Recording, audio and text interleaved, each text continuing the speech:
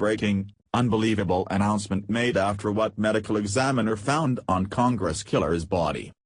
In the wake of the violent shooting that took place on Wednesday in a suburb of D.C., the nation is still holding its collective breath, trying to understand both the reason and whether it will happen again. This horrendous event was obviously politically motivated, and even though the shooter was shot by security and eventually died of his wounds, we're left wondering what made him motivated enough to do something like this and whether there are others like him ready to strike. It's hard to see something like this as anything other than domestic terrorism. Yes, we usually equate that phrase with those who ascribe to a particular religion, but the word terrorism brings with it the connotation of someone who's attempting to manipulate a large group of people with fear. I think that would be an accurate portrayal of what this far-left individual was attempting to do. He wanted to beat down the Republicans' ideals with the threat of violence and death. What's even scarier is that this attack may have been more planned than what we even originally thought. This shooter was, thankfully, stopped at his first outburst. However, it appears as if he had an entire hit list of objectionable conservatives that he planned to eliminate. The list that was found by investigators sheds a disturbing light on the shooter's plans. Via Daily Caller.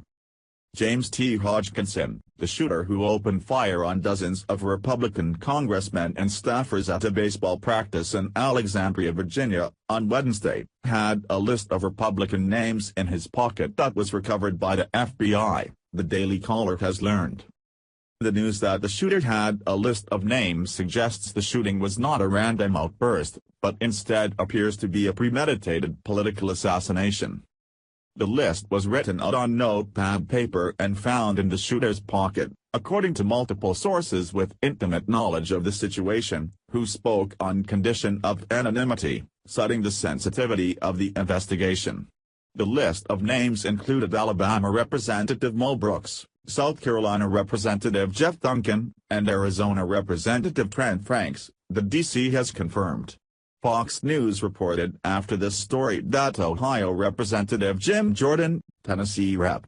Scott DeJorleis and Virginia Representative Morgan Griffith are also on the list. All 6 congressmen are members of the House Freedom Caucus, which contains the lower chamber's most conservative members. The FBI has contacted the congressmen to inform them of their inclusion on the list.